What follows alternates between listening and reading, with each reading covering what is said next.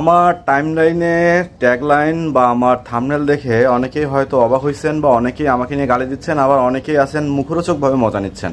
হ্যাঁ, আমার শিরোনামটা এমন যে মিতু তুমি কার, হ্যাঁ হৃদয়ের নাকি শান্তর।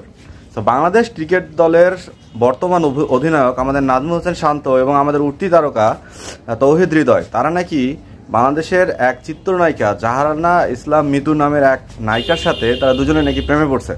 সো এইরকম একটা নিউজ আমাদের নেট দুনিয়া, ইউটিউব থেকে শুরু করে ফেসবুক, ইনস্টাগ্রাম সবখানেই তোলপাড়।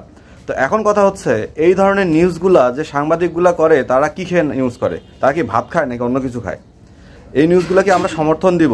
এই নিউজগুলো যে তারা করছে বা এই নিউজগুলো যে বা যারা করছে তাদের কাছে কি কোনো স্ট্রং এভিডেন্স আছে? আরে ভাই, নাজমুল হোসেন শান্ত একজন আমাদের ন্যাশনাল টিমের ক্যাপ্টেন, তার একটা পরিবার আছে, তার বউ আছে, তার বাচ্চা আছে, তার একটা ফ্যামিলি আছে। আমাদের হৃদয় উঠতি তারকা, ছেলেটা উঠতি তারকা, মাত্রই উঠতেছে, খুব ভালো মানের খেলাধুলা করতেছে। হ্যাঁ, তাকে নিয়ে আমরা ভবিষ্যতে ডিপেন্ডেবল হওয়ার একটা স্বপ্ন দেখতেছি। সেই দুইটা প্লেয়ারকে নিয়ে খুব ভালোভাবে একটা ষড়যন্ত্র ন্যাশনাল টিমের মধ্যে পাওয়া যাচ্ছে, আর সেটা আমাদের সাংবাদিক ভাইদেরকে নিয়ে। হ্যাঁ, অনেক সময় অনেক প্রশ্নই আসে যে সাংবাদিকরা বাংলাদেশের ক্রিকেট দলের প্লেয়ারদেরকে অনেক চাপে রাখে, এই প্রশ্নগুলো আসে বা তারা অনেক ধরনের নিউজ ছড়ায় দেয়। তো এই নিউজটা যে ছড়াইছে, আমার মনে হয় বিসিবির একটা পদক্ষেপ নেওয়া দরকার। না, ইতিমধ্যেই আমরা দেখছিলাম রুবেল হোসেন, হ্যাঁ এরপর হচ্ছে নাসির হোসেন, শরীফ আহমেদ, সো এদেরকে নিয়ে নারী কেলেঙ্কারিতে কিন্তু পড়ছিল, কিন্তু এগুলো কিন্তু যথেষ্ট এভিডেন্স ছিল যেটা আপনারা আদালত পর্যন্ত গেছে, এবং সেই নিউজগুলোকে নিয়ে সেই নিউজগুলো কাভার করতে গিয়ে তেমন কোনো লেখালেখি হয় নাই বা তেমন কোনো কথা হয়নি, কারণ নিউজগুলো সত্যি ছিল। আদালতের মধ্যে কথা হয়েছে, যা হবার হয়েছে প্রমাণ হয়েছে, এবং সেখানে দোষী নির্দোষ সাব্যস্ত হয়েছে।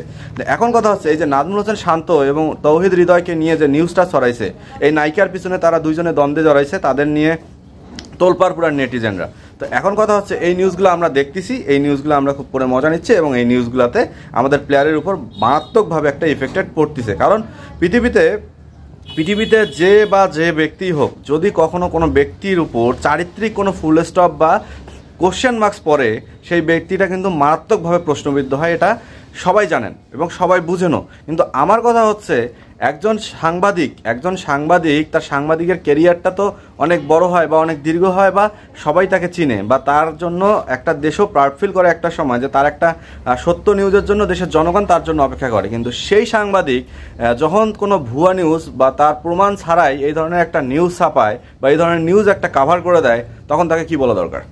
হ্যাঁ, এই কিন্তু ভাই ওই হলুদ সাংবাদিকের তালিকা আছে কিনা আমি জানি না, তবে ইনি যে কাজটা করছে তার জন্য তার সরি বলা উচিত, এবং বিসিবির উচিত এই ধরনের রিপোর্টার, এই ধরনের নিউজ লাইনে যারা করে তাদেরকে অবশ্যই শাস্তির আওতায় আনা।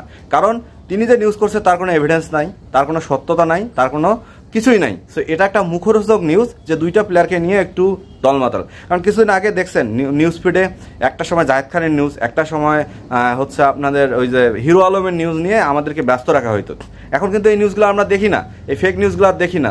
এখন আবার ক্রিকেটারদের পিছনে রাখছে এই সাংবাদিকগুলাই, হ্যাঁ, যে এইগুলোকে ভাইরাল কইরা, হ্যাঁ পেজের রিস্টিস বাড়ায় একটা কিছু করা যায়। কিন্তু ভাই, আমাদের তো ক্রিকেট, যাদেরকে দিয়ে আমাদের দেশটা চিনে, যাদেরকে ঘিরে আমাদের দেশের অনেক কিছু ডিপেন্ড করে, আমাদের সম্মান ডিপেন্ড করে, যারা আন্তর্জাতিক লেভেলে আমাদেরকে লিড করে, সেই মানুষগুলোকে নিয়ে আপনারা কিভাবে এই নিউজগুলো ছড়ান? কিভাবে? আপনাদের কি মনুষ্যত্ব বোধে বাঁধে না? আপনাদের কি বিবেক হন নাই? আপনারা কি বিবেকবান হন না?